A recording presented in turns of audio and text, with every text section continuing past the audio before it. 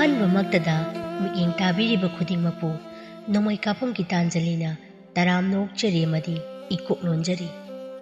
ꯉꯁꯤꯁꯨ ꯃꯍꯧꯁꯥꯒꯨꯝ ꯃꯌꯥꯝꯒꯤꯗꯃꯛꯇ ꯌꯥꯝꯅ ꯅꯨꯡꯉꯥꯏꯔꯕ ꯐꯨꯡꯒꯥ ꯋꯥꯔꯤ ꯑꯃ ꯄꯨꯗꯨꯅ ꯂꯥꯛꯆꯔꯤ꯫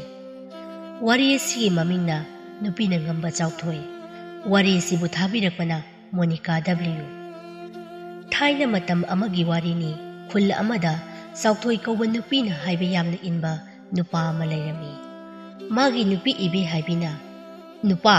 ꯅꯪ ꯑꯩꯅ ꯏꯃꯥꯒ ꯕꯥꯖꯤꯒꯗ ꯍꯥꯏꯌꯨ ꯍꯥꯏꯗꯨꯅ ꯍꯥꯏꯈꯤꯕ ꯋꯥꯗꯣ ꯍꯥꯏꯈ꯭ꯔꯕꯣ?" ꯆꯥꯎꯊꯣꯏꯅ, "ꯍꯥꯏꯒꯦꯕꯨꯗꯤ ꯇꯧꯔꯕꯅꯤ, ꯑꯗꯣ ꯍꯥꯏꯗꯤ ꯍꯥꯏꯗ꯭ꯔꯤ꯫ ꯇꯥꯆꯧꯒ ꯏꯇꯩꯃꯒꯁꯨ ꯂꯩꯕꯁꯤꯗ ꯑꯩꯁꯦ ꯋꯥꯗꯣ ꯍꯦꯛꯇ ꯍꯧꯗꯣꯛꯄꯁꯨ ꯉꯝꯗ꯭ꯔꯕ." "ꯉꯝꯃꯣꯏꯌꯦ, ꯅꯪꯗꯤ ꯁꯨꯛꯉꯝ ꯍꯦꯛ ꯉꯝꯂꯣꯏ꯫ ꯅꯨꯄꯥ ꯊꯣꯛꯇꯕ ꯅꯨꯄꯥ ꯍꯥꯏꯁꯤꯅꯤ꯫ ꯅꯪꯅ ꯉꯝꯗ꯭ꯔꯒꯅ ꯑꯩꯅ ꯍꯥꯏꯕ ꯇꯥꯕ꯫ ꯀꯔꯤꯅꯣ ꯈꯪꯗꯦꯃꯤ ꯑꯁꯨꯛ ꯌꯥꯝꯅ ꯄꯪꯕꯁꯤꯕꯣ." "ꯅꯨꯄꯤ, ꯃꯇꯝ ꯈꯔ ꯄꯨꯟꯅ ꯆꯥꯕꯁꯤꯕꯨ ꯀꯩꯗꯧꯏ ꯍꯥꯏꯒꯦ? ꯈꯔ ꯂꯩꯔꯒ ꯆꯥꯔꯁꯨ ꯑꯗꯨꯝ ꯌꯥꯕꯁꯤꯕꯣ? ꯄꯥꯕꯒ ꯏꯃꯥꯒꯅ ꯁꯤꯔꯝꯗꯥꯏꯗ ꯇꯥꯆꯧꯒ ꯑꯩꯒꯒꯤ ꯁꯔꯨꯛꯇꯣ ꯑꯗꯨꯝ ꯄꯤꯖꯔꯝꯁꯅꯤ." "ꯏꯁ, ꯅꯪꯅ ꯈꯪꯕꯤꯔꯤꯕ ꯍꯥ? ꯅꯪꯅ ꯑꯗꯨꯝꯅ ꯑꯁꯥꯖꯥꯎ ꯑꯣꯏꯔꯤꯉꯩꯗ ꯅꯈꯣꯏꯒꯤ ꯅꯇꯩꯃ ꯑꯐꯕ ꯁꯥꯕꯤꯁꯤꯒ ꯃꯥꯒꯤ ꯃꯋꯥꯒꯅ ꯂꯣꯏꯅ ꯂꯧꯔꯒ ꯂꯩꯖꯔꯝꯂꯅꯤ." "ꯑꯁ, ꯑꯗꯨꯗꯤ ꯀꯃꯥꯏꯅ ꯌꯥꯗꯣꯔꯤꯕ? ꯈꯪꯗ꯭ꯔꯦꯗ ꯑꯩꯁꯨ ꯅꯨꯄꯤ꯫ ꯑꯗꯣ ꯑꯩꯈꯣꯏ ꯑꯅꯤꯁꯨ ꯂꯨꯍꯣꯡꯕꯗꯤ ꯀꯨꯏꯗ꯭ꯔꯤꯗꯅ ꯃꯇꯝ ꯈꯤꯇꯪ ꯂꯩꯔꯒ ꯑꯣꯏꯅ ꯆꯥꯁꯦꯕ꯫ ꯑꯩꯁꯨ ꯆꯥꯔꯣꯏꯗꯤ ꯍꯥꯏꯗꯦꯗꯅ." "ꯑꯩꯗꯤꯅꯦ ꯅꯪꯁꯦ ꯂꯩꯃꯤꯟꯅꯕ ꯌꯥꯝꯅ ꯇꯟꯁꯤꯜꯂꯛꯂꯦꯕꯣ꯫ ꯑꯁꯨꯛ ꯌꯥꯝꯅ ꯄꯪꯕ ꯅꯨꯄꯥ ꯊꯣꯛꯇꯕ ꯅꯨꯄꯥꯁꯤꯕꯨ ꯀꯔꯤ ꯅꯨꯄꯥꯅꯣ ꯈꯪꯗꯦꯃꯤ." "ꯅꯨꯄꯥ ꯊꯣꯛꯄꯒꯤ ꯅꯠꯇ꯭ꯔో ꯅꯪꯅ ꯅꯨꯄꯥ 13 ꯀꯣꯏꯕꯗ ꯑꯩꯅ ꯉꯝꯗꯨꯅ ꯅꯪ ꯂꯧꯔꯤꯁꯦ? ꯑꯗꯨꯒ ꯑꯩꯕꯨ ꯅꯨꯄꯥ ꯊꯣꯛꯇꯤ ꯀꯥꯏꯅꯒ." "ꯍꯣ, ꯑꯗꯨꯗꯤꯅꯦ ꯅꯪꯅ ꯈꯔ ꯄꯪꯕꯗꯨꯗ ꯑꯩꯅ ꯅꯨꯡꯉꯥꯏꯇꯗꯅ ꯂꯩꯕꯤꯕ ꯈꯪꯉꯕ꯭ꯔꯣ? ꯅꯪꯗꯤ ꯅꯪꯅ ꯉꯝꯗꯨꯅ ꯑꯩꯕꯨ ꯂꯧꯔꯤꯕꯅꯤ ꯀꯥꯏꯅ ꯈꯜꯂꯒ ꯍꯔꯥꯎꯖꯔꯤꯕ ꯑꯣꯏꯔꯦ." "ꯑꯩꯅ ꯅꯪ ꯅꯨꯡꯁꯤꯃꯟꯕꯒꯤ ꯅꯪꯅ ꯍꯥꯏꯕ ꯃꯈꯩ ꯂꯣꯏꯅ ꯌꯥꯕꯁꯤꯗ ꯅꯪꯅ ꯑꯩꯁꯦ ꯌꯥꯝꯅ ꯄꯪꯕ ꯃꯥꯜꯂꯤꯔꯕ?" "ꯌꯥꯔꯦꯁꯦ ꯅꯨꯄꯥ, ꯀꯣꯛꯁꯦ ꯌꯥꯝꯅ ꯆꯤꯛꯑꯦ, ꯉꯥꯏꯍꯥꯛꯇ ꯅꯝꯕꯤꯌꯣꯕ." "ꯍꯦꯛ ꯂꯨꯍꯣꯡꯂꯛꯄ ꯅꯨꯃꯤꯠꯇꯒꯤ ꯅꯪꯒꯤ ꯀꯣꯛꯁꯦ ꯆꯤꯛꯇꯕ ꯅꯨꯃꯤꯠ ꯁꯨꯛꯌꯥꯎ ꯍꯦꯛ ꯌꯥꯎꯈꯤꯗ꯭ꯔꯦꯀꯣ." "ꯍꯣꯏ ꯍꯣꯏ, ꯑꯩ ꯑꯗꯨꯝ ꯅꯝꯖꯔꯒꯦ ꯌꯥꯅꯤ." ꯆꯥꯎꯊꯣꯏꯅ ꯃꯆꯤꯟꯗ ꯃꯥꯒꯤ ꯅꯨꯄꯤꯗꯤ ꯇꯥꯍꯟꯗꯅ ꯁꯣꯜꯂꯤ꯫ "ꯅꯨꯄꯤꯅꯤꯅ ꯑꯩꯅ ꯅꯍꯥꯟ ꯅꯣꯡꯃꯈꯛ ꯅꯨꯃꯤꯗꯥꯡ ꯅꯪꯒꯟ ꯌꯥꯡꯂꯦꯟꯁꯦ ꯌꯥꯝꯅ ꯂꯦꯡꯉꯤ, ꯑꯃꯨꯛꯇ ꯅꯝꯕꯤꯔꯛꯑꯣ ꯍꯥꯏꯕꯗꯗꯤ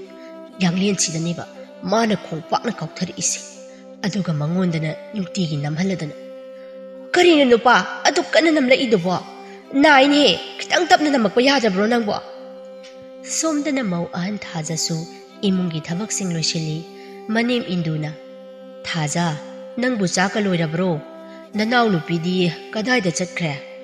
ꯃꯥꯕꯨ ꯉꯁꯤꯒꯤ ꯊꯣꯛꯂꯛꯇ꯭ꯔꯤꯕ꯭ꯔꯣ?" "ꯏꯃꯥ, ꯃꯁꯥ ꯉꯝꯗꯦ ꯍꯥꯏꯌꯦ." "ꯑꯗꯨꯗ ꯑꯩꯁꯨ ꯄꯣꯊꯥꯖꯔꯁꯅꯨ ꯍꯥꯏꯗꯨꯅ ꯀꯧꯊꯣꯛꯄꯤꯗ꯭ꯔꯕ." "ꯆꯥꯛꯁꯨ ꯂꯣꯏꯁꯤꯜꯂꯛꯂꯦ ꯏꯃꯥ. ꯏꯃꯥꯁꯨ ꯍꯛꯆꯥꯡ ꯁꯦꯡꯗꯣꯛꯄꯤꯅꯕ ꯇꯧꯕꯤꯔꯣ." "ꯑꯣꯟꯊꯣꯛꯅꯁꯨ ꯇꯣꯏꯅ ꯅꯥꯈ꯭ꯔꯦꯗꯀꯣ ꯑꯩꯒꯤ ꯏꯃꯧ ꯑꯇꯣꯝꯕꯤꯁꯦ. ꯀꯝꯗꯧꯔꯤꯕꯅꯣ ꯈꯪꯗ꯭ꯔꯦ." "ꯍꯣꯏ ꯍꯣꯏ, ꯂꯣꯏꯁꯤꯜꯂꯣ ꯆꯥꯛꯇꯣ." ꯉꯥꯏꯍꯥꯛꯀꯤ ꯃꯇꯨꯡ ꯆꯥꯛꯁꯨ ꯂꯣꯏꯁꯤꯜꯂꯛꯇꯨꯅ ꯃꯃꯧ ꯅꯨꯄꯤ ꯏꯕꯦ ꯍꯥꯏꯕꯤ ꯍꯣꯏꯁꯨ ꯆꯥꯛ ꯆꯥꯔꯁꯤ ꯍꯥꯏꯅ ꯀꯧꯔꯛꯂꯝꯃꯤ꯫ ꯏꯕꯦ ꯍꯥꯏꯕꯤꯅ, "ꯅꯨꯄꯥ, ꯅꯪ ꯊꯣꯛꯑꯣ. ꯑꯩ ꯃꯈꯣꯏꯒꯅꯦ ꯄꯨꯟꯅ ꯆꯥꯛꯀ ꯆꯥꯃꯤꯟꯅꯅꯤꯡꯗꯦ. ꯑꯩꯈꯣꯏ ꯑꯅꯤꯒꯤ ꯆꯥꯛ ꯁꯔꯨꯛꯇꯣ ꯑꯩꯈꯣꯏꯒꯤ ꯀꯥꯗ ꯆꯥꯔꯨꯔꯒꯦ ꯍꯥꯏꯗꯨꯅ ꯄꯨꯁꯤꯜꯂꯛꯑꯣ." "ꯑꯁ ꯅꯨꯄꯤ, ꯊꯣꯛꯑꯒ ꯑꯗꯨꯝ ꯄꯨꯂꯞ ꯆꯥꯔꯨꯁꯤꯕ. ꯅꯪꯁꯨ ꯅꯁꯥꯗꯣ ꯈꯔ ꯐꯔꯦ ꯍꯥꯏꯔꯕꯅꯤꯅ." "ꯍꯣ, ꯅꯪꯅꯦ ꯃꯈꯣꯏꯒ ꯆꯥꯃꯤꯟꯅꯕ ꯌꯥꯝ ꯄꯥꯝꯕ꯭ꯔꯣ ꯍꯥ? ꯅꯪꯅ ꯄꯥꯝꯂꯒꯅ ꯆꯥꯃꯤꯟꯅꯔꯨꯔꯣ ꯆꯠꯂꯣ. ꯑꯩꯗꯤ ꯄꯥꯝꯗ꯭ꯔꯦ, ꯄꯥꯝꯖꯗ꯭ꯔꯦ ꯍꯥꯏꯔꯤꯕꯁꯤꯅꯤ. ꯅꯪꯅ ꯂꯧꯔꯛꯎ ꯍꯥꯏꯕ ꯌꯥꯗ꯭ꯔꯒꯅ ꯑꯩ ꯏꯄꯥꯝꯗ ꯆꯠꯇꯨꯅ ꯆꯥꯔꯨꯔꯅꯤ." "ꯂꯧꯔꯛꯑꯒꯦꯕ. ꯁꯦ, ꯑꯩ ꯂꯩꯅ ꯅꯪꯅ ꯀꯃꯥꯏꯅ ꯆꯔꯥ ꯍꯦꯟꯗꯣꯏꯅꯣꯕ?" ꯁꯤ ꯍꯥꯏꯔꯝꯗꯨꯅ ꯆꯥꯎꯊꯣꯏꯗꯨ ꯆꯥꯛꯈꯨꯝꯗ ꯆꯪꯈꯤꯔꯝꯃꯤ꯫ ꯆꯥꯎꯊꯣꯏ ꯆꯪꯂꯛꯄ ꯎꯕꯗ ꯊꯥꯖꯒ ꯃꯃꯥꯒꯅ ꯍꯪꯂꯛꯂꯝꯃꯤ꯫ ꯊꯥꯖꯅ, "ꯆꯥꯎꯊꯣꯏ, ꯀꯩꯗꯧꯔꯦ ꯏꯅꯥꯎꯗꯤ ꯆꯥꯛ ꯆꯥꯕ ꯉꯝꯂꯔꯣꯏ ꯍꯥꯏꯔꯕ꯭ꯔꯣ? ꯃꯥꯕꯨ ꯃꯁꯥ ꯀꯌꯥꯝ ꯀꯟꯅ ꯉꯝꯍꯧꯗ꯭ꯔꯒꯦ? ꯑꯃꯥꯏꯕ ꯑꯃꯇꯪ ꯀꯧꯍꯧꯕꯅ ꯐꯗꯣꯏꯖꯥꯠꯂꯣ?" ꯅꯠꯇꯦ ꯏꯇꯩꯃ. ꯃꯥꯒ ꯑꯩꯒꯤ ꯆꯥꯛ ꯁꯔꯨꯛꯇꯣ ꯂꯧꯔꯨꯔꯒꯦ. ꯉꯥꯏꯍꯥꯛ ꯂꯩꯔꯒ ꯑꯩꯈꯣꯏ ꯑꯅꯤ ꯆꯥꯃꯤꯟꯅꯔꯒꯦꯅ ꯂꯧꯕ ꯆꯪꯂꯛꯄꯅꯦ." ꯏꯟꯗꯨꯅ, "ꯉꯥꯏꯍꯥꯛ ꯂꯩꯔꯒ ꯆꯥꯒꯦ ꯍꯥꯏꯔꯕꯁꯨ ꯃꯐꯝꯁꯤꯗ ꯑꯗꯨꯝ ꯆꯥꯕꯗꯤ ꯀꯩꯗꯧꯕ ꯍꯥ? ꯅꯈꯣꯏꯒꯤ ꯀꯥꯗ ꯑꯃꯨꯛ ꯄꯨꯁꯤꯟꯗ꯭ꯔꯕꯁꯣ?" "ꯏꯃꯥ, ꯁꯤꯗ ꯆꯥꯔꯕꯁꯨ ꯀꯥꯗ ꯆꯥꯔꯕꯁꯨ ꯆꯞ ꯃꯥꯟꯅꯗ꯭ꯔꯣ? ꯑꯗꯨꯗ ꯍꯣꯔꯦꯟ ꯆꯥꯕꯗꯣ ꯀꯥꯗ ꯑꯣꯏꯅ ꯄꯨꯁꯤꯜꯂꯒ ꯊꯝꯍꯧꯔꯒꯦ ꯇꯧꯕꯅꯦꯕ." "ꯀꯥꯗ ꯑꯃꯨꯛ ꯄꯨꯁꯤꯟꯗ꯭ꯔꯕꯁꯨ ꯁꯤꯗ ꯁꯨꯝ ꯊꯝꯕꯗ ꯀꯅꯥꯅ ꯅꯈꯣꯏ ꯑꯅꯤꯒꯤ ꯁꯔꯨꯛ ꯆꯥꯛꯇꯣ ꯂꯧꯔꯣꯏꯅꯦ ꯏꯕꯨꯡꯉꯣ?" "ꯑꯁ, ꯑꯗꯨꯒꯤ ꯅꯠꯇꯦꯕ ꯏꯃꯥ. ꯈꯪꯗꯦ, ꯑꯩꯈꯣꯏꯅꯤꯒꯤ ꯆꯥꯛ ꯁꯔꯨꯛꯁꯦ ꯄꯨꯔꯦ ꯁꯤ ꯍꯥꯏꯔꯝꯗꯨꯅ ꯆꯥꯎꯊꯣꯏꯅ ꯃꯥꯒꯤ ꯅꯨꯄꯤꯒ ꯃꯥꯒꯒꯤ ꯆꯥꯛ ꯁꯔꯨꯛ ꯑꯗꯨ ꯄꯨꯗꯨꯅ ꯆꯪꯈꯤꯔꯝꯃꯤ ꯏꯟꯗꯨꯅ ꯃꯁꯤꯒꯤ ꯃꯧꯁꯦ ꯃꯇꯥ ꯑꯃꯅꯤꯀꯣ ꯂꯨꯍꯣꯡꯂꯛꯄꯗ ꯉꯥꯏꯔꯤꯕ ꯃꯥꯅ ꯃꯥꯒꯤ ꯅꯨꯄꯥꯁꯤꯗ ꯏꯟꯁꯤꯜꯂꯒ ꯀꯥꯗ ꯆꯥꯛ ꯄꯨꯁꯤꯟꯗꯨꯅ ꯆꯥꯕ ꯉꯝꯃꯤ ꯋꯥꯅꯤ ꯊꯥꯖꯅ ꯌꯥꯔꯦꯁꯦ ꯏꯃꯥ ꯇꯥꯆꯧꯒ ꯄꯥꯕꯒꯁꯨ ꯂꯥꯛꯑꯒ ꯆꯥꯛꯁꯦ ꯆꯥꯊꯣꯛꯅꯕ ꯇꯧꯔꯁꯤ ꯑꯁꯨꯝꯅ ꯃꯈꯣꯏꯁꯨ ꯆꯥꯛ ꯆꯥꯔꯝꯃꯤ ꯏꯕꯦ ꯍꯥꯏꯕꯤꯒ ꯆꯥꯎꯊꯣꯏꯒꯁꯨ ꯃꯈꯣꯏꯒꯤ ꯀꯥꯗ ꯊꯣꯡ ꯂꯣꯟꯁꯤꯟꯗꯨꯅ ꯆꯥꯛ ꯆꯥꯔꯝꯃꯤ ꯆꯥꯎꯊꯣꯏꯅ ꯑꯁ ꯁꯤꯗꯤ ꯌꯥꯝꯅ ꯍꯥꯎꯏꯍꯦ ꯅꯨꯄꯤ ꯀꯗꯥꯏꯗꯒꯤ ꯉꯥꯅꯨ ꯊꯣꯡꯕꯅꯣ ꯁꯤꯕꯣ ꯀꯨꯏꯔꯦꯗ ꯑꯁꯨꯝꯅ ꯍꯥꯎꯕ ꯏꯟꯁꯥꯡꯒ ꯆꯥꯈꯤꯗꯕ ꯑꯩꯅ ꯉꯔꯥꯡꯅꯦ ꯏꯄꯥꯝꯗ ꯆꯠꯂꯨꯕꯗꯣ ꯑꯗꯨꯗ ꯏꯃꯥꯅ ꯑꯩꯒꯤꯅꯤ ꯍꯥꯏꯗꯅ ꯍꯥꯞꯄꯤꯔꯛꯂꯤꯅꯤ ꯑꯩꯈꯣꯏ ꯇꯌꯥꯏꯗꯣ ꯃꯥꯒꯤ ꯅꯨꯄꯤꯅ ꯑꯩꯈꯣꯏ ꯏꯃꯥꯗ ꯈꯠꯅꯕ ꯌꯥꯝꯅ ꯍꯧꯔꯛꯑꯦ ꯑꯗꯨꯗꯒꯤ ꯏꯃꯥꯅ ꯌꯥꯏꯃꯅ ꯂꯣꯏꯕ ꯉꯥꯅꯨꯅꯤ ꯑꯩꯈꯣꯏ ꯏꯃꯥꯅ ꯁꯥꯎꯗꯅ ꯍꯥꯠꯇꯣꯛꯂꯒ ꯊꯣꯡꯂꯤꯅꯤ ꯑꯗꯨꯗ ꯑꯩꯒꯤꯁꯨ ꯁꯔꯨꯛ ꯄꯤꯔꯛꯏꯅꯤ ꯅꯣꯏ ꯃꯥꯗꯨꯗꯤ ꯌꯥꯝꯅ ꯁꯥꯊꯤꯅ ꯑꯗꯨꯗꯤ ꯑꯗꯨ ꯅꯨꯄꯤ ꯇꯦꯡꯀꯣꯇꯒꯤ ꯃꯈꯣꯡ ꯑꯅꯤꯁꯦ ꯑꯩ ꯑꯃꯠꯇ ꯆꯤꯛꯊꯒꯦꯗꯅ ꯌꯥꯔꯣꯏꯍꯦ ꯅꯨꯄꯥ ꯃꯈꯣꯡꯒ ꯃꯁꯥꯒꯁꯤꯗꯤ ꯑꯩꯅ ꯍꯣꯔꯦꯟ ꯅꯨꯡꯊꯤꯟ ꯇꯨꯝ ꯍꯧꯒꯠꯂꯛꯄꯗ ꯃꯤꯠ ꯁꯤꯡꯅꯕ ꯆꯤꯛꯇꯣꯏꯅꯤ ꯉꯥꯅꯨ ꯊꯣꯡꯕ ꯆꯥꯏꯅꯦꯅ ꯃꯇꯣꯡ ꯃꯆꯦꯠ ꯑꯃ ꯐꯥꯎꯕ ꯅꯞꯇꯕ ꯃꯔꯨꯁꯤꯒ ꯃꯍꯤꯁꯤꯒ ꯃꯇꯣꯡ ꯑꯃꯇꯪꯗꯤ ꯍꯥꯞꯄꯛꯎꯗꯅ ꯅꯪꯁꯨ ꯅꯨꯄꯤ ꯅꯪꯒꯤ ꯅꯨꯄꯥꯅꯤꯅꯦ ꯑꯩꯁꯦ ꯑꯁ ꯅꯨꯄꯥ ꯃꯍꯤꯒ ꯃꯔꯨꯒ ꯆꯥꯕ ꯐꯪꯂꯤꯕꯗꯣ ꯅꯔꯥꯏꯕꯛꯇꯣ ꯐꯔꯕꯅꯤ ꯃꯔꯨꯗꯣ ꯑꯗꯨꯝ ꯆꯨꯞꯄꯣ ꯃꯍꯥꯎꯁꯨ ꯑꯗꯨꯝ ꯊꯣꯔꯛꯄꯅꯤ ꯅꯨꯄꯤ ꯁꯦꯕ ꯃꯔꯝ ꯃꯣꯛꯄꯅꯤ ꯅꯪꯒꯤ ꯄꯨꯈꯝ ꯃꯆꯤꯗ ꯄꯩꯔꯤꯕ ꯃꯇꯣꯡ ꯃꯌꯥꯝꯗꯨꯗꯒꯤ ꯑꯃꯇꯪ ꯍꯥꯞꯄꯛꯑꯣꯕ ꯍꯣ ꯆꯥꯗ ꯆꯥꯔꯣꯁꯦ ꯀꯔꯤ ꯅꯨꯄꯥꯅꯣ ꯈꯪꯗꯦ ꯃꯊꯤꯕꯣꯡ ꯑꯁꯨꯛ ꯌꯥꯝꯅ ꯂꯥꯎꯕꯁꯤꯕꯨ ꯅꯪꯁꯨ ꯀꯔꯤ ꯅꯨꯄꯤꯅꯣ ꯈꯪꯗꯦ ꯆꯥꯕ ꯑꯁꯨꯛ ꯌꯥꯝꯅ ꯐꯖꯗꯕꯁꯤꯕꯨ ꯃꯋꯥ ꯃꯄꯨꯔꯣꯏꯕꯗ ꯐꯥꯎꯕ ꯈꯖꯤꯛꯇ ꯐꯥꯎꯕ ꯄꯤꯖꯅꯤꯡꯗꯦ ꯈꯔ ꯆꯥꯕ ꯐꯪꯂꯤꯕꯗꯣ ꯐꯔꯕꯅꯤ ꯃꯁꯤꯒꯤ ꯉꯥꯅꯨ ꯊꯣꯡꯕꯁꯦ ꯏꯃꯥꯅ ꯑꯩꯒꯤꯅꯤ ꯍꯥꯏꯗꯅ ꯄꯤꯔꯛꯂꯤꯕꯅꯤ ꯑꯗꯨꯒꯅꯤ ꯅꯨꯄꯥ ꯑꯁꯨꯝꯅ ꯑꯍꯥꯎ ꯑꯍꯥꯎꯕ ꯇꯣꯏꯅ ꯆꯥꯅꯤꯡꯂꯕꯗꯤ ꯑꯩꯅ ꯍꯥꯏꯕ ꯏꯜꯂꯣ ꯊꯨꯅ ꯇꯣꯉꯥꯜ ꯆꯥꯅꯕ ꯇꯧꯔꯁꯤ ꯃꯊꯪ ꯅꯪꯅ ꯅꯄꯥꯝ ꯆꯠꯄꯗ ꯑꯍꯥꯎꯕ ꯑꯃꯃꯨꯛ ꯏꯅꯦꯝꯕꯣꯛꯇ ꯊꯣꯡꯍꯜꯂꯒ ꯄꯨꯔꯛꯎꯀꯣ ꯄꯨꯔꯛꯅꯤꯌꯦ ꯌꯥꯔꯦꯁꯦ ꯅꯨꯄꯥ ꯆꯥꯛꯁꯨ ꯇꯣꯛꯂꯕꯅꯤꯅ ꯀꯣꯟꯁꯦ ꯅꯪ ꯈꯔ ꯑꯃꯨꯛꯇ ꯐꯦꯡꯗꯣꯛꯎꯔꯣ ꯆꯥꯎꯊꯣꯏꯁꯨ ꯃꯥꯒꯤ ꯅꯨꯄꯤꯒ ꯃꯥꯒꯅ ꯆꯥꯕꯒꯤ ꯀꯣꯟꯁꯤꯡꯗꯨ ꯐꯦꯡꯅꯕ ꯑꯃꯨꯛ ꯄꯨꯊꯣꯔꯛꯂꯝꯃꯤ ꯑꯗꯨꯒ ꯐꯦꯡꯂꯝꯃꯤ ꯃꯍꯥꯛꯅ ꯀꯣꯟ ꯐꯦꯡꯂꯤꯕꯗꯨ ꯃꯇꯩꯃ ꯊꯥꯖꯅꯁꯨ ꯎꯔꯝꯃꯤ ꯊꯥꯖꯅ ꯍꯩꯃꯥ ꯆꯥꯎꯊꯣꯏ ꯀꯔꯤꯅꯣ ꯅꯪꯅ ꯇꯧꯔꯤꯕ ꯑꯗꯨꯗꯤ ꯀꯣꯟꯁꯤꯡ ꯑꯗꯨ ꯊꯝꯃꯨꯅꯦ ꯏꯇꯩꯃ ꯐꯦꯡꯕꯤꯔꯒꯦꯅꯦ ꯅꯪꯕꯣ ꯏꯟꯗꯨꯅ ꯐꯦꯡꯉꯣ ꯐꯦꯡꯉꯣ ꯏꯆꯥꯗꯤ ꯑꯣꯟꯊꯣꯛꯅꯁꯨ ꯃꯔꯝ ꯃꯣꯛꯈ꯭ꯔꯦꯗꯀꯣ ꯅꯣꯡꯃꯇ ꯃꯌꯥꯗ ꯆꯥꯕ ꯆꯥꯛ ꯃꯔꯨ ꯑꯃ ꯐꯥꯎ ꯊꯤꯗꯨꯅ ꯆꯥꯎ ꯌꯥꯗꯕ ꯅꯪꯅ ꯍꯧꯖꯤꯛꯇꯤ ꯅꯇꯨꯅ ꯆꯥꯕꯒꯤ ꯀꯣꯟ ꯐꯥꯎꯕ ꯐꯦꯡꯂꯕꯅꯤꯅꯦ ꯊꯝꯃꯣꯅꯦ ꯆꯥꯎꯊꯣꯏ ꯅꯪꯕꯣ ꯏꯇꯩꯃ ꯇꯧꯕꯤꯔꯒꯦ ꯃꯤ ꯐꯦꯡꯁꯅꯨ ꯇꯣꯉꯥꯟꯅ ꯆꯥꯕ ꯌꯥꯝꯅ ꯄꯥꯝꯂꯕꯅꯤꯅꯦ ꯇꯣꯉꯥꯟꯅ ꯐꯦꯡꯕ ꯇꯥꯕꯀꯣ ꯅꯪ ꯑꯃꯁꯨꯅꯦ ꯌꯥꯝꯅ ꯐꯦꯡꯅꯤꯡꯒꯅꯨ ꯅꯪꯅ ꯇꯧꯒꯗꯧꯔꯤꯕ ꯂꯩꯔꯤꯕ ꯅꯊꯧꯁꯤꯡꯗꯣ ꯇꯧꯖꯔꯨꯔꯣ ꯆꯠꯂꯣ ꯏꯃꯥ ꯅꯪꯁꯦ ꯑꯣꯟꯊꯣꯛꯅꯁꯨ ꯅꯕꯨꯛ ꯐꯠꯈꯤꯗ꯭ꯔꯦꯍꯦ ꯅꯕꯨꯛ ꯐꯠꯃꯟꯗꯕꯒꯤꯅꯦ ꯅꯃꯧ ꯅꯨꯄꯤꯅ ꯅꯪꯁꯦ ꯁꯨꯛꯅꯨꯡ ꯍꯦꯛ ꯅꯨꯡꯁꯤꯗꯦ ꯍꯥꯏꯔꯤꯕꯁꯦ ꯏꯍꯦ ꯑꯩꯅ ꯍꯥꯏꯔꯕꯗꯤ ꯁꯥꯎꯔꯀꯥꯟꯗ ꯍꯥꯏꯕꯅꯤꯀꯣ ꯍꯩ ꯅꯪꯒꯤ ꯅꯨꯄꯤ ꯂꯨꯍꯣꯡꯕ ꯅꯣꯡꯉꯥꯟꯕꯗꯒꯤ ꯑꯗꯨꯝ ꯃꯀꯣꯛ ꯆꯤꯛꯂꯒ ꯂꯩꯕꯤꯁꯤꯅ ꯅꯨꯡꯁꯤꯕꯒ ꯄꯥꯝꯖꯗꯦ ꯈꯪꯉꯕ꯭ꯔꯣ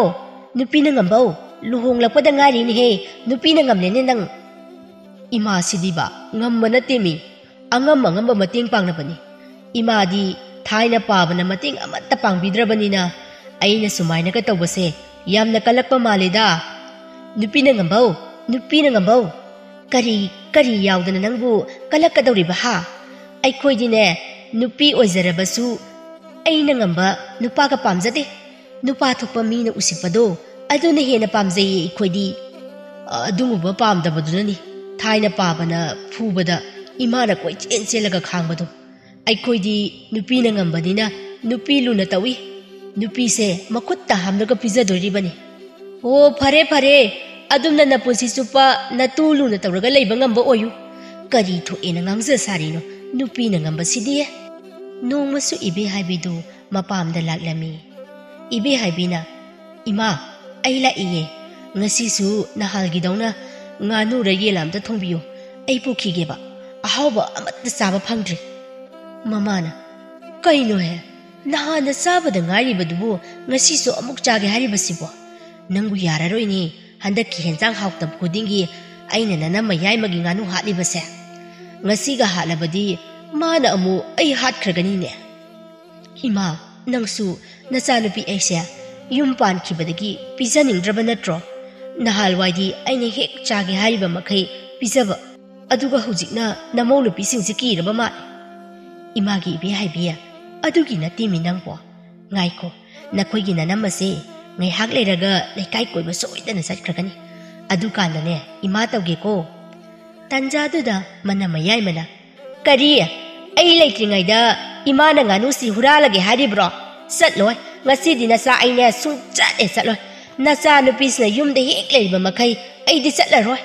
hai mau nang tahorabadi phare nacha nupise nang na lori banganu se yambasida amatang sakige harine karino yaroye kayamdi yame imana nganu se hatana chakhalakli base ngasi dine sungya hegyaro saning labadine loibasu khara tambiyu phamduna leiragane ahawba chaningbagi wakhalsu khara thadukpiyu aina pikrodi ko pikrodana masi saunaba siline karino imana saunaba sili haribaduba wana lori bani nuksi charaga saurakpa natiye kang pek-pektana sengko piza-pizadana sauraklibani nongmatasu imana machinjak amatta thabiba natti hai sintibi nangdi thabra ha isa nupa sina koi chen laga hotnajaraga thaiba aduga masidai sida mana wajauga ngangladana ho ado aigi nupana thakliba khanglabro chap manai aina thakpaga masigi mause machinche yamna kaline machinche thugaige dai masi मीगी मपोट लेमना सागे याद्रगा मचिन कली जा नि को missing से आईदी कीबु कीरे हाय मौनाव ngarang le yum sida lakpada ngari banangna aina chaning bachaba lemna chaba kainaga masi masamse phojit ki khamra nang ayoi ma hai hanubi nangna engondagi sangba phoiradana nangsu khangnidana nang nungai bra ha mane bokta makut ka se handana tawine adudi nangsu narai baktuda kinsina tinge hais masigi tanja se chap chare makhoyani na phudat nari kansida nganu se makondagi aina oina ama hetta pharaga pukhrake asi khanduna ibe haibidu mamaga manamaga khanariba adu khamlamdana nganu makoldagi nganu ama phaba changlaklami as onthokna su khukre thongni na tawrisina aina phamja achaduna leirabani hakchang sidi phajare aduna chandreba as adudi khutse hekta thimjalaga lamlake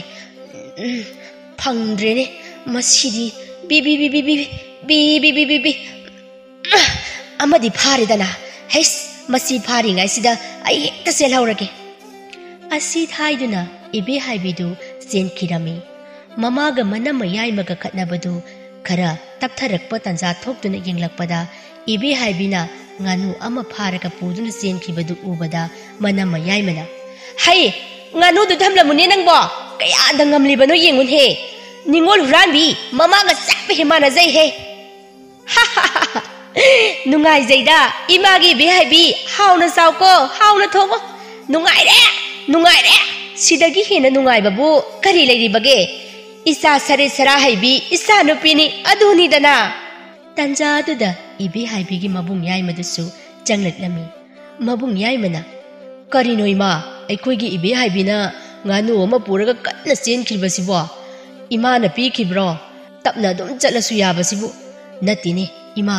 mabu mayumda athubaga leirabjalo manama yai mana ho cheli bado maram leiba khangaba maram leibagi haima maram dunine aina hangli basibo nupi nang suna chingadu tum thoklakpada sumang maton bu yaudoreni he yam thi tum thoktana amuk leiduba nasen nupi asinane ima injang ahawba mata sada ba kuire ngasidi ina mana lori banganu se amata sajage haidana hek haidare aisu isana adumna haibaduda nakhoisu isani nakhoina loibadi aiga chap manai haidana saw hairure madudane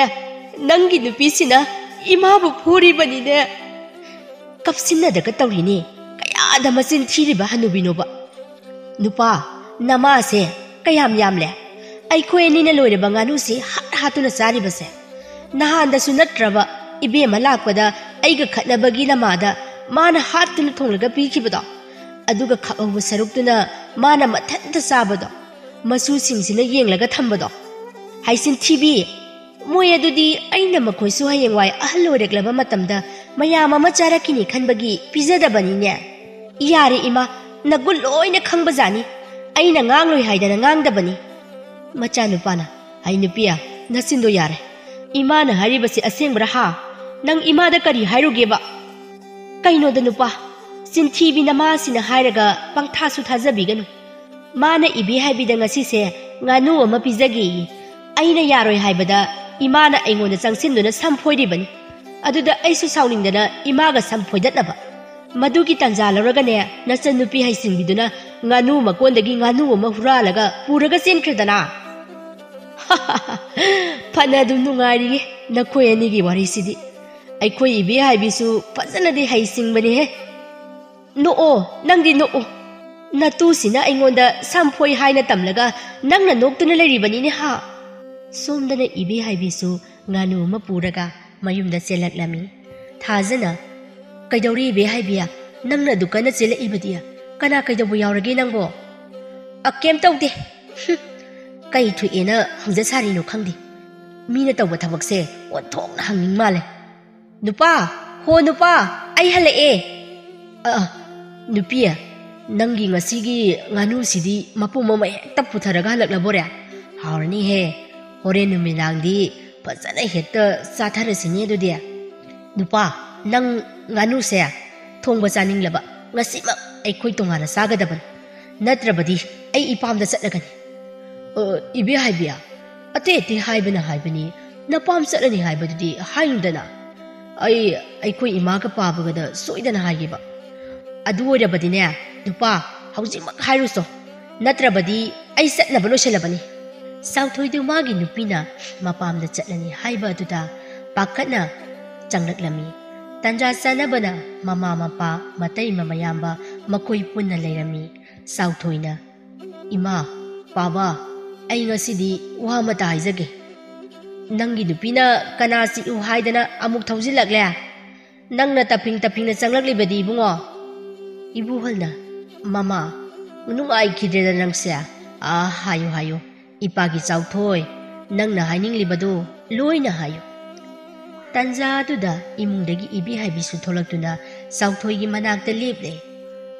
baba aikhoi tungal charaki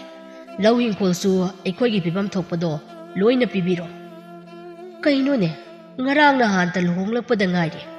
nayambasu aikhoiga punna chari chatnabigi hairabadi nakhoina atombanina aiga namaga se konfam thoklibani aduga tungan charage hairiba wasibo ibi haibina marak thatladuna paba laibegidi itai hoi isi hoiga lairabasu chamanai kaino aikhoiga laitrabasu aikhoidi ipamda sumatam khara lairurasena hainaba aduda paba hoi ima hoi ipamda lakpadudi nungai roidana sum haijabagi wani ko o kaino nupia nangbo ingonda tongan chanaba khak hairaga napamda laibagi amu haira isia ai madudi ngamoi ko ai talle tumina laiwe kari nupano khangdimi asuk yamna pangbasibo ai tawge tumina layo kaino nupi nai adu kanna khujina chile idubo induna makhoi mapa pijakhrasi makhoina tongana chaba pamlibase chajakhrasanu ibo chawba nangi motana kari lairiba nanaw nupagi wase baba inaw chawthoina tongana chaba pamlabasu nasaga namogadi pabaga imaga puna sabada adum pamse ahal loiraba ima pababu matau karamna nasa aikhoina laina tongana hekta sagane aduna nasadi pabaga imaga adum konjaraki ho phare ipagi atomba nang ngasidagi puna charamba chakhumse to khaiba pamne hairabanina nakhoi tongana charoko ibi haibina paba lauga hingkolgasu loina yenthopiro ibo chowna inaw nupigi wafam simadi nasaya janingde paba na matangni matungina adumak nakhai singlakadaba leirabasi mangaire asuk ngaiba ngamdaba sibu kari angang singnu khangdine itaina hairibasibu imaga pabasu itaina kolabani haiduna hayeng kona ima pababu moithem tawduna lau hinkol pumbase itayna loina oibirage haribro paba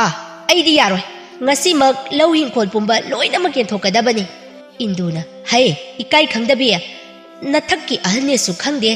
natayne haiba su khangde nakunu haiba su khangde waraktabi sidi nangi lau hinkol kaina ga haribadubu nangi nayum palakpada namana pana hablakpa om polani he aina haribase aigi nupagi marangi aigi ga cha mane piroi adudi nangi nupagi su piroi nangna kanada kaidong ngamjandoino sukpi piroi nupa nana do tadro nakhoi na mana ngangli base tare dana nangi hinkol su piroi haribase aina haridro nakhoi na mana bu phatte haidana ima wa kainara adine ai saurakani aduna niyom chumna thabak tawbiyo ho nupi na ngambo nupi gi khudombi matonda tonglaga nangna sauraga aina kaidawdorige ha mama nangse anganga chap hemanaida ipagi chawthoi aina matam chare khanglaba matamda nangi ta saugisu nangisu soidana pigani ko haujikti madugi matam waline paba madu yaroi aigi dingasi mak waloi sinagadabani asumna sumngangnarapadagi ibohalsu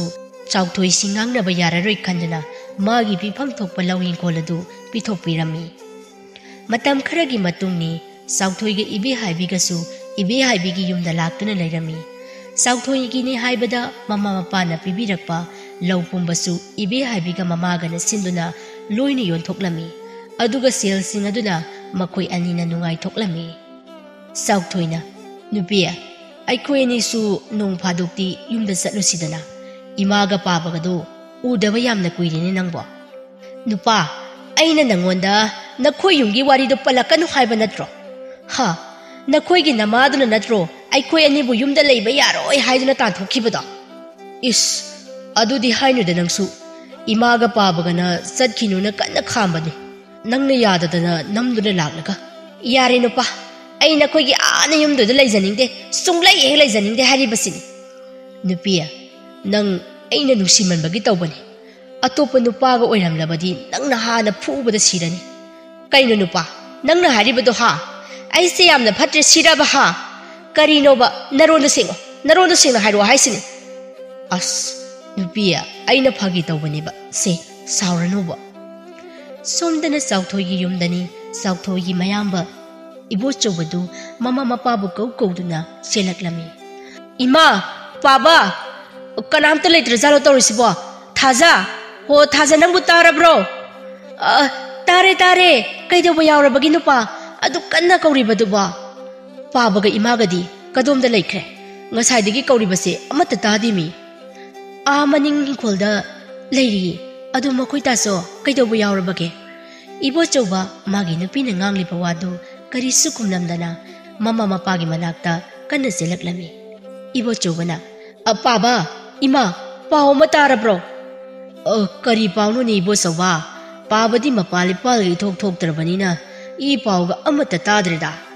paba aikhoi chawthoigi lau saruk pumba magi nupiga mamaga na sinduna loina yonthokre haina mama kulana hujikta labu karakpadu tamlamlini kari haiba magi lau pumba yonthokre haiba onthokna su wakhal yaukidreda ko aigi sa tomba sa induna phana pharamba isani kadai dagina nupi tawngambi malausilaktana nupi sine isa se pumang hi manghalabani manglabani ba yumasida pabasu ichau chawna lei ima su lei ai su lei thabak amma tawgadori harabadi haifetta tanarambasu yai paba ima taso ai sensile si tawge si pami haidana adudi natti asuk yamna kusira si tawbaside paba nasa yamna yaningde ipage soba hauzik bu loikraba kanchida yaningde haiduna karibu tawrugane phare haukrabadi haukre sidagidi ma yumda handa lakisanu aina changhaloidoribani ma asuk yamna pangba isa sibu karino me matu sina hariba makai huru inbasibo kanana tawnaba thabak noba hanuba aidi onthokna sauningkreda ai salagane masamdo kokokna phoidaluni ko hai hanubiya nangna satuna migi mapangal kankraba samu anirom chawraba sabaduda khadaba horudoriba ha Namau nupi ahan gumba nang nangang la su chairasu karisu khumjadana tumina leijabise asigumba mauna tin he nang dum tap taba makai phudek pirakani nacha nupa su adu mangai nupi na bu hairabadi loina yarena laikhrabani aduna ne mi nangi misang kana su leiro kana dabada amuk chattuna laikinuko maha phattabi mauni phattabi mama mapana warak pangamdraba machani kayang kuina mabu mayum maduda leiba yagadorige mabungani duga genge akta lakhisanu aine hingna phungadoribani ma onthokna kira wa ngangkhreda mama yare makhoina phai khanbado tawjarasanu maduna ne kayam kuina chati haibadu yengba taredana isani nushi adubu asuk phattabasidi ai waga nganingdreda mama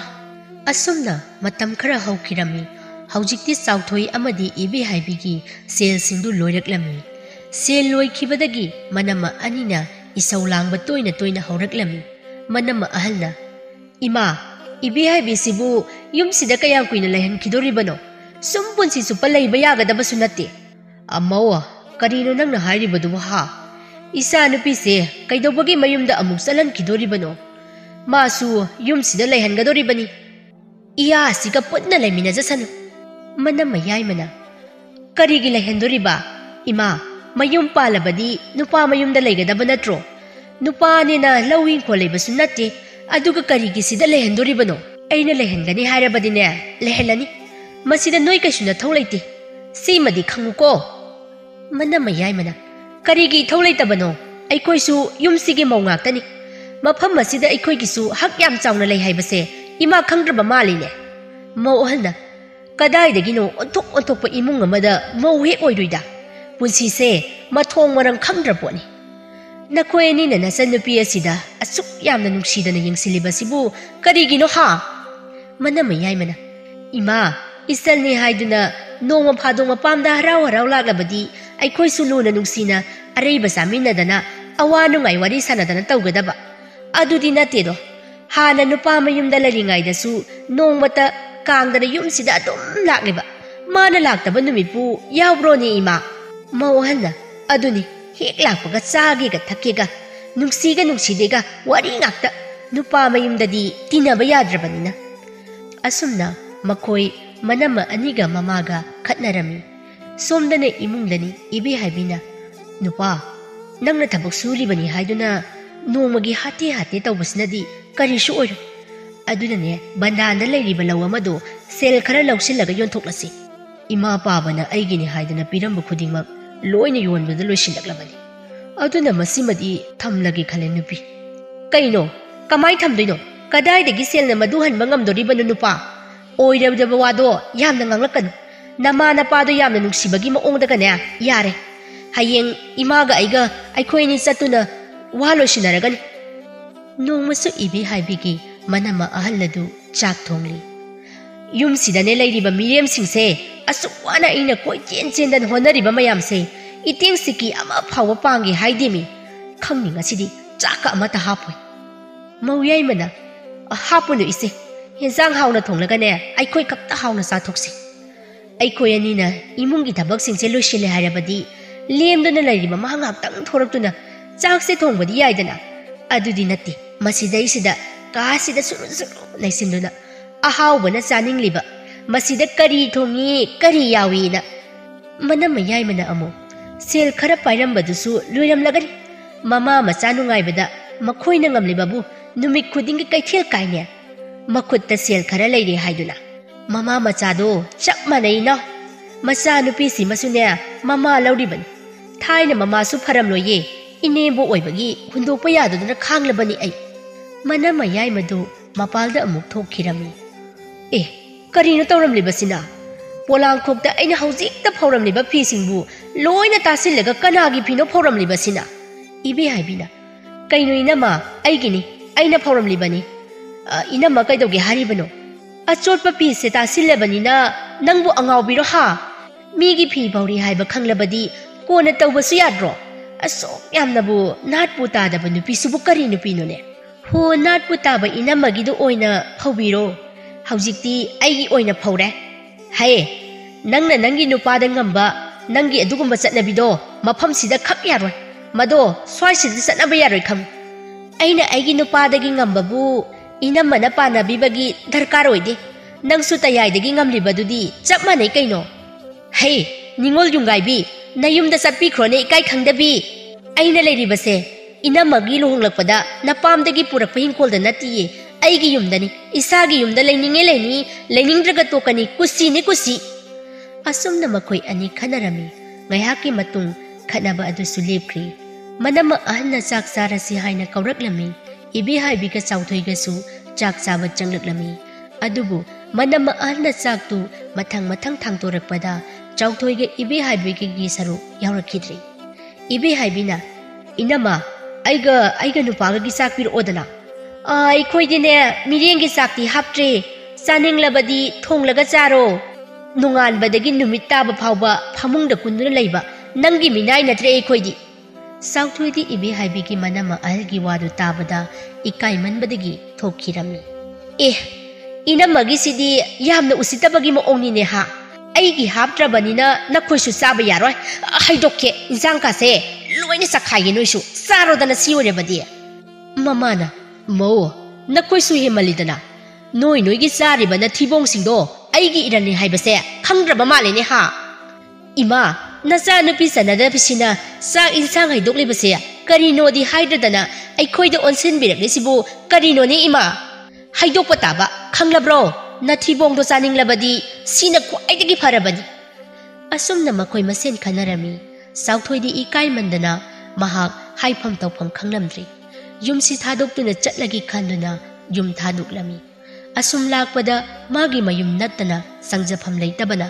maha ikaiba pumba khangladuna mayumda changlaklami mama induna mapa ada changlakliba sibu nacha nupa atomadubu natabrane ha kadaino ne karino ne asuk thawai nungaitana mana changlakliba sibu mapa magi matu hai singbidugi ne lila oiramgani kari amuk lawkadaba waliba jano करीनोम दे सोइदना पियो हायरक्लगनी चाउथोय करी लेरे नंगने इथा थाजदना yum सिदा लाकपदि नंगबु करी वालबगे इमा फत्रबना चाइसे इमागा पाबगना yum सिदा चंगलकपदा पाखतप फावरब्रा इसाने युमदा लाकबु नमागा इगना करीगी पाखतकने हायो इसाबु सुम लाकरो नत्रगा करी लेरे मौदी यावरक्त्रब्रो पाबा इमा नसा Mhow पुबिलिन अमोमना चिक्तुना पंगथरुरी ngasi khanglagle ima pabadagi henba leiti aina piklingaidagi kadai kari soi khani khanuna chauna bu yopirakpa aduga chawraklaba matamdana aina ima pababu kaisu leite khanduna mirai ruri ima paba nasabu amukta dingak piyo imagi bugo isana adumna wakhal tarakpa adune napaga namagana wana ngairaklibase isana karigi wagani ngasidagi nang tasawgi matung induna kanna su nomduna mangkhiba lan pumba halaknaba hodagadabani ko ibunga somdana ibi haibidi magi nupana mayum satuna laikreta bagidamak yamna saurami nupa mayumda su sunglaglamde aina haribasini yamna phattaba nupan ma furalaga mayumdaga chatlaga leiramdana khangani lawbaga lakta lakisanu punsigi aina maga amuk hana laiminaroidabani mamana magumba thutlawa nupa ama chatkibagi isana karigi waruni isagidi imalari basidi saningba satkhisanu phanaba nungainaba haiba takpada lawba heitaba haujik mabu kai kana doino maral mathum amatta lebasu nate ima isagi sanadi taptaba makai sauredana hoima ado nangsu aiga sangoi sida punna leirasidana aikoi ni charasima manama alna hauramani masigi mama masa sinane ju ju ju kari phattalaw singbu tanaribano ho handakna karamba nupa mu phabagi watanarige ima saka amata sararoidro inamadi ngasaidagi ima isana wari saribase lumlaga taramliboya kaino aikoina wari sanabada asu yamna kalaklibasibo hai sintibi namana sana saba wari dubu aina karigi taningadorige ha nathibongsingdo chanaba haidana kouba lakliba ibema ai mau wagi wasumna ngangu kaino nathibong kaidi ha nang khangani aingonda adumne he ngangdana langphai chatkiba isasingdo handa halakisanu napamda thinggadabani aina noi ꯑꯩꯈꯣꯏꯕꯨ ꯊꯤꯟꯒꯗꯕꯒꯤ ꯃꯍꯨꯠꯇ ꯅꯆꯥꯅꯨꯄꯤ ꯅꯨꯄꯥꯅ ꯄꯥꯝꯕꯤꯗꯕꯤ ꯅꯨꯄꯥꯅ ꯍꯨꯟꯗꯣꯛꯄꯤꯔꯝꯕꯤꯁꯦ ꯑꯁꯤ ꯑꯣꯏꯅ ꯊꯤꯜꯂꯣ ꯆꯠꯅ ꯂꯣꯟꯆꯠ ꯈꯪꯗꯕꯁꯤꯡꯁꯤꯗꯤ ꯌꯥꯝꯅ ꯆꯠꯅ ꯂꯣꯟꯆꯠ ꯈꯪꯕꯤꯅꯤꯀꯣ ꯏꯕꯦꯝꯃꯅ ꯈꯪꯉꯤ ꯑꯩꯈꯣꯏꯗꯤ ꯌꯨꯝ ꯄꯥꯜꯂꯕꯁꯨ ꯏꯋꯥ ꯏꯄꯨꯔꯣꯏꯕꯒꯤ ꯃꯌꯨꯝꯗ ꯂꯩꯒꯅꯤ ꯈꯪꯉꯦ ꯅꯈꯣꯏꯒꯨꯝꯕ ꯅꯠꯇꯦ ꯑꯁꯨꯝꯅ ꯃꯇꯝ ꯈꯔ ꯍꯧꯈ꯭ꯔꯦ ꯆꯥꯎꯊꯣꯏꯗꯤ ꯃꯌꯥꯝꯕꯒ ꯄꯨꯟꯅ ꯊꯕꯛ ꯁꯨ ꯅꯣꯝꯗꯨꯅ ꯍꯥꯟꯅꯒꯨꯝ ꯃꯈꯣꯏꯒꯤ ꯏꯃꯨꯡꯗꯨ ꯅꯨꯡꯉꯥꯏꯅ ꯂꯩꯕ ꯍꯧꯔꯛꯂꯝꯃꯤ ꯊꯥꯖꯅ ꯆꯥꯎꯊꯣꯏ ꯅꯪꯕꯨ ꯏꯅꯥꯎ ꯏꯕꯦ ꯍꯥꯏꯕꯤꯗꯨ ꯑꯃꯨꯛꯇ ꯂꯧꯕꯤꯔꯨꯕꯅ ꯆꯨꯝꯃꯤꯗꯅ ꯏꯇꯩꯃ ꯃꯥꯒꯤ ꯋꯥꯁꯦ ꯇꯣꯛꯂꯁꯤꯗ ꯀꯥꯟꯅꯗꯕꯗ ꯑꯩ ꯋꯥ ꯃꯥꯡꯂꯒ ꯇꯣꯛꯂꯕꯅꯤ ꯅꯪꯁꯨ ꯑꯗꯨꯝꯅ ꯁꯨꯝ ꯂꯩꯕꯗꯣ ꯏꯇꯩꯃ ꯍꯣꯏꯁꯨ ꯅꯨꯡꯉꯥꯏꯇꯦ ꯑꯃꯨꯛꯇꯪꯗꯤ ꯀꯧꯗꯨꯅ ꯌꯦꯡꯁꯤ ꯂꯥꯛꯎ ꯌꯥꯕ ꯌꯥꯗꯕ ꯍꯥꯏꯗꯨꯅ ꯃꯥꯒꯤ ꯑꯄꯥꯝꯕ ꯑꯣꯏꯈ꯭ꯔꯁꯅꯨ ꯃꯤꯒꯤ ꯃꯃꯥꯡꯗꯁꯨ ꯑꯃꯨꯛꯇ ꯐꯥꯎꯕ ꯀꯧꯕ ꯂꯥꯛꯇꯦ ꯍꯥꯏꯕꯗꯣ ꯐꯖꯗꯦꯅꯦ ꯅꯪꯕꯣ ꯏꯇꯩꯃ ꯐꯖꯕ ꯐꯖꯗꯕ ꯍꯥꯏꯕ ꯑꯃꯃꯨꯛ ꯂꯩꯇ꯭ꯔꯦ ꯃꯥꯅ ꯑꯩꯕꯨ ꯃꯤꯌꯥꯝ ꯃꯥꯡꯗ ꯌꯣꯟꯕ ꯌꯥꯕ ꯌꯣꯟꯈ꯭ꯔꯕꯅꯤ ꯃꯁꯤꯗ ꯑꯩꯅ ꯃꯥꯒꯤ ꯑꯃꯨꯛ ꯈꯟꯐꯝ ꯊꯣꯛꯇ꯭ꯔꯤ ꯃꯃꯥꯅ ꯍꯩ ꯃꯗꯨ ꯃꯥ ꯈꯛꯀꯤ ꯃꯔꯥ ꯅꯠꯇꯦꯅꯦ ꯅꯪꯒꯤꯁꯨ ꯌꯥꯎꯔꯤꯕꯅꯤꯅꯦ ꯑꯐꯕ ꯋꯥꯅꯤꯁꯨ ꯈꯪꯗꯦ ꯐꯠꯇꯕ ꯋꯥꯅꯤꯁꯨ ꯈꯪꯗꯦ ꯅꯨꯄꯤꯅ ꯍꯥꯏꯔꯕꯅꯤꯗꯣ ꯍꯥꯏꯗꯅ ꯏꯜꯂꯤꯕ ꯅꯪꯁꯨ ꯁꯣꯏꯗ꯭ꯔꯣ ꯏꯃꯥ ꯍꯧꯈ꯭ꯔꯕ ꯋꯥꯗꯨ ꯑꯃꯨꯛ ꯄꯨꯊꯣꯔꯛꯇꯨꯅ ꯉꯥꯡꯅꯔꯔꯣꯏꯁꯤꯕ ꯍꯧꯖꯤꯛ ꯀꯔꯤ ꯀꯝꯗꯧꯁꯤꯒꯤ ꯈꯟꯅꯕꯅ ꯐꯔꯅꯤ ꯍꯥꯏꯃꯤ ꯍꯦꯛ ꯅꯨꯡꯁꯤꯔꯛꯇꯕ ꯏꯕꯨꯡꯉꯣ ꯅꯇꯩꯃꯅ ꯍꯥꯏꯔꯤꯕꯁꯦ ꯑꯃꯨꯛꯇꯪꯗꯤ ꯈꯟꯊꯧꯅꯦ ꯅꯪꯕꯣ ꯃꯥꯅ ꯂꯥꯛꯑꯣ ꯌꯥꯗ꯭ꯔꯒꯅ ꯑꯩꯈꯣꯏꯒꯤꯗꯤ ꯅꯨꯄꯤ ꯑꯃ ꯊꯤꯕ ꯇꯥꯕꯅꯤ ꯑꯁꯨꯝꯅ ꯁꯨꯝ ꯂꯩꯕ ꯌꯥꯕ ꯅꯠꯇꯦ ꯏꯃꯥ ꯑꯩ ꯄꯨꯟꯁꯤꯒꯤ ꯅꯨꯄꯤꯒ ꯑꯃꯠꯇ ꯊꯤꯖꯔꯔꯣꯏ ꯑꯩ ꯅꯨꯄꯤ ꯍꯥꯏꯕ ꯅꯨꯄꯤꯁꯦ ꯂꯣꯏꯅ ꯈꯤꯔꯦ ꯇꯥꯆꯧꯒ ꯏꯇꯩꯃꯒꯒꯤ ꯏꯆꯥ ꯑꯅꯤ ꯂꯩꯔꯤꯕꯁꯤꯗꯤ ꯏꯆꯥ ꯑꯇꯣꯝꯕꯗꯤ ꯑꯩꯒꯤ ꯑꯣꯏꯖꯔꯒꯦ ꯏꯆꯥꯁꯤꯅ ꯇꯥꯆꯧꯒ ꯏꯇꯩꯃꯒꯒꯤ ꯑꯗꯨꯝ ꯑꯣꯏꯔꯁꯅꯨ ꯁꯣꯝꯗꯅ ꯏꯕꯦ ꯍꯥꯏꯕꯤꯗꯨ ꯐꯃꯨꯡꯗ ꯀꯞꯂꯤ ꯑꯁꯣꯝꯗꯤ ꯍꯧꯒꯠ ꯀꯥꯡꯈꯠꯄ ꯉꯝꯗ꯭ꯔꯕꯤ ꯃꯃꯥꯗꯨ ꯐꯃꯨꯡꯗ ꯍꯤꯞꯂꯤ ꯏꯃꯥ ꯀꯔꯤꯒꯤꯅꯣ ꯅꯁꯥꯗ ꯑꯐꯕ ꯃꯆꯦꯠ ꯑꯃꯠꯇ ꯐꯥꯎꯕ ꯍꯥꯏꯕꯤꯗ꯭ꯔꯤꯕꯅꯣ ꯑꯩ ꯇꯥꯇꯣꯟꯒꯤ ꯃꯅꯥꯛꯇ ꯆꯠꯇꯨꯅ ꯂꯩꯅꯤꯡꯉꯤ ꯏꯃꯥ ꯑꯩ ꯆꯠꯄꯗꯤ ꯉꯝꯗ꯭ꯔꯦ ꯆꯝꯖꯔꯕ ꯃꯉꯣꯟꯗ ꯂꯪꯖꯈꯤꯕ ꯏꯔꯥꯜ ꯃꯌꯥꯝꯗꯨꯅ ꯑꯩꯅ ꯃꯥꯒꯤ ꯃꯐꯝꯗ ꯂꯥꯜꯂꯦ ꯍꯥꯏꯕ ꯍꯥꯏꯖꯕ ꯐꯥꯎꯕ ꯉꯝꯗ꯭ꯔꯦ ꯏꯃꯥ ꯏꯕꯦ ꯍꯥꯏꯕꯤꯒꯤ ꯃꯃꯥꯗꯨ ꯏꯁꯣꯟ ꯁꯣꯟꯅ ꯋꯥ ꯑꯃꯠꯇ ꯉꯥꯡꯕꯁꯨ ꯉꯝꯗ ꯃꯆꯥꯅꯨꯄꯤꯅ ꯉꯥꯡꯂꯤꯕ ꯑꯗꯨꯗ ꯃꯃꯤꯠꯇꯒꯤ ꯃꯄꯤ ꯇꯥꯗꯨꯅ ꯌꯦꯡꯂꯤ ꯏꯕꯦ ꯍꯥꯏꯕꯤꯁꯨ ꯃꯈꯥ ꯇꯥꯔꯛꯂꯤ ꯏꯃꯥ ꯑꯩ ꯁꯅꯥ ꯂꯨꯄꯥ ꯑꯃꯠꯇꯁꯨ ꯄꯥꯝꯗ꯭ꯔꯦ ꯇꯥꯇꯣꯟꯒꯤ ꯃꯐꯝꯗ ꯑꯃꯨꯛꯇꯗꯤ ꯂꯥꯜꯂꯦ ꯍꯥꯏꯅ ꯍꯥꯏꯖꯅꯤꯡꯉꯤ ꯅꯪ ꯍꯧꯒꯠꯂꯣ ꯏꯃꯥ ꯅꯆꯥꯒꯤ ꯑꯐꯕ ꯂꯝꯕꯤ ꯈꯖꯤꯛꯇ ꯑꯣꯏꯔꯕꯁꯨ ꯇꯥꯛꯄꯤꯔꯝꯈꯣꯕ ꯏꯃꯥ ꯅꯠꯇ꯭ꯔꯕꯗꯤ ꯑꯩ ꯄꯨꯟꯁꯤ ꯆꯨꯞꯄ ꯅꯤꯡꯉꯝꯗꯕꯒꯤ ꯃꯩꯅ ꯆꯥꯛꯇꯨꯅ ꯂꯦꯜꯂꯒꯅꯤ ꯏꯃꯥ ꯏꯃꯥ ꯁꯦ ꯑꯃꯨꯛꯇ ꯇꯥꯛꯂꯝꯈꯣ ꯏꯃꯥ ꯑꯃꯨꯛꯇ ꯇꯥꯛꯂꯝꯈꯣ ꯑꯁꯨꯝꯅ ꯏꯕꯦ ꯍꯥꯏꯕꯤꯗꯨ ꯅꯤꯡꯉꯝꯗꯕꯒꯤ ꯃꯩꯅ ꯆꯥꯛꯇꯨꯅ ꯀꯞꯂꯤ ꯃꯅꯝꯃ ꯑꯅꯤ ꯑꯃꯗꯤ ꯃꯕꯨꯡ ꯑꯅꯤꯁꯨ ꯃꯆꯟꯅꯨꯄꯤ ꯑꯗꯨꯒꯤ ꯃꯇꯧꯗ ꯀꯞꯂꯤ ꯁꯣꯝꯗꯅ ꯆꯥꯎꯊꯣꯏꯗꯤ ꯏꯕꯦ ꯍꯥꯏꯕꯤꯕꯨ ꯑꯃꯨꯛ ꯍꯟꯅ ꯃꯉꯣꯟꯗ ꯄꯟꯕ ꯌꯥꯈꯤꯗ꯭ꯔꯤ ꯀꯟꯅꯁꯨ ꯅꯣꯝꯗꯨꯅ ꯃꯌꯥꯝꯕ ꯏꯕꯣꯆꯧꯕ ꯑꯃꯗꯤ ꯃꯇꯩ ꯃꯊꯥꯖꯒꯤ ꯃꯆꯥꯅꯨꯄꯥ ꯑꯇꯣꯝꯕ ꯑꯗꯨ ꯃꯥꯅ ꯃꯆꯥ ꯁꯛꯅ ꯌꯣꯛꯇꯨꯅ ꯂꯩꯈꯤꯔꯝꯃꯤ ꯅꯨꯡꯉꯥꯏꯕ ꯑꯍꯤꯟꯕꯇ ꯄꯥꯝꯕꯤ ꯏꯕꯦ ꯍꯥꯏꯕꯤꯗꯤ ꯃꯄꯨꯟꯁꯤ ꯆꯨꯞꯄ ꯅꯨꯡꯉꯥꯏꯕ ꯍꯥꯏꯕꯗꯨ ꯐꯪꯗꯅ ꯃꯃꯤꯠꯇꯒꯤ ꯃꯄꯤ ꯀꯪꯗꯅ ꯅꯤꯡꯉꯝꯗꯕꯒꯤ ꯃꯩꯅ ꯆꯥꯛꯇꯨꯅ ꯂꯦꯟꯈꯤꯔꯝꯃꯤ ꯃꯇꯥꯡ ꯑꯁꯤꯗ ꯋꯥꯔꯤ ꯑꯁꯤꯁꯨ ꯂꯣꯏꯁꯤꯟꯖꯔꯦ ꯋꯥꯔꯤ ꯑꯁꯤ ꯄꯥꯊꯣꯛꯆꯕ ꯃꯇꯝꯗ ꯁꯣꯏꯈꯤꯕ ꯂꯥꯟꯈꯤꯕ ꯌꯥꯎꯔꯕꯁꯨ ꯇꯥꯕꯤꯔꯤꯕ ꯈꯨꯗꯤꯡꯃꯛꯅ ꯉꯥꯛꯄꯤꯒꯅꯤ